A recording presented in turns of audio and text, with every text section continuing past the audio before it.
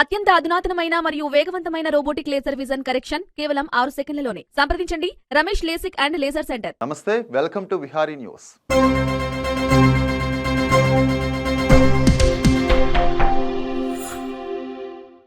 BJP ప్రభుత్వం అధికారంలోకి వచ్చినప్పటి నుంచి అనేక కార్యక్రమాలను చేపట్టారు. అందులో ముఖ్యంగా అయోధ్య రామాలయం గురించి అందరికీ తెలుసు. దేశంలో ఎన్నో విగ్రహాలను ఏర్పాటు చేశారు. ఎన్నో వంతెనలను కూడా ప్రధాని ప్రారంభించారు. దేశంలో తొలిసారిగా ప్రధాని మోదీ విగ్రహాన్ని ఏర్పాటు చేయనున్నారు. అది కూడా 190 అడుగుల కాంస్య విగ్రహం. 200 కోట్ల రూపాయలతో ఈ విగ్రహాన్ని ఏర్పాటు చేయాలనుకుంటున్నారు.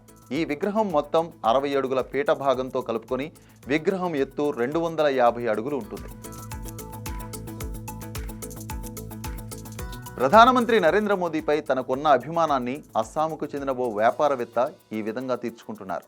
మోదీపై తనకున్న అభిమానంతో 190 అడుగుల ఎత్తైన ప్రధాని కాంస్య విగ్రహాన్ని ఏర్పాటు చేయాలని నిర్ణయించుకున్నారు. ఈ ప్రాజెక్టుకు సోమవారమే ఆ వ్యాపారవేత్త భూమి పూజ కూడాను ప్రారంభించారు. అసోంకి చెందిన వ్యాపారవేత్త నవీన్ చంద్ర బోరా గువాహటి నగరానికి సమీపంలో ఉన్న తన స్థలంలోనే ఈ విగ్రహాన్ని ఏర్పాటు చేయనున్నారు. దీని శంకుస్థాపన కార్యక్రమాన్ని కూడా ఆయన 3 రోజుల పాటు నిర్వహించారు. ఈ విగ్రహం మెడభాగంలో అసోం సంస్కృతికి చిహ్నంగా గమోసా ఉంటుందని నవీన్ చంద్ర బోరా తెలిపారు.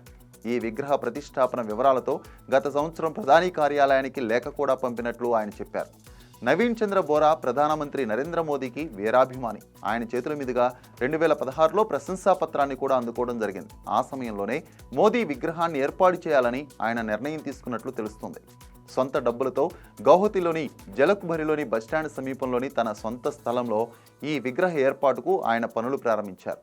ఈ విగ్రహ ఆవిష్కరణ కార్యక్రమానికి ప్రధాని మోదీ హాజరవుతారని ఆశిస్తున్నానని నవీన్ చంద్ర వెల్లడించారు. వాస్తవాలను తెలుసుకోవటానికి విహారీ న్యూస్ను చూడండి.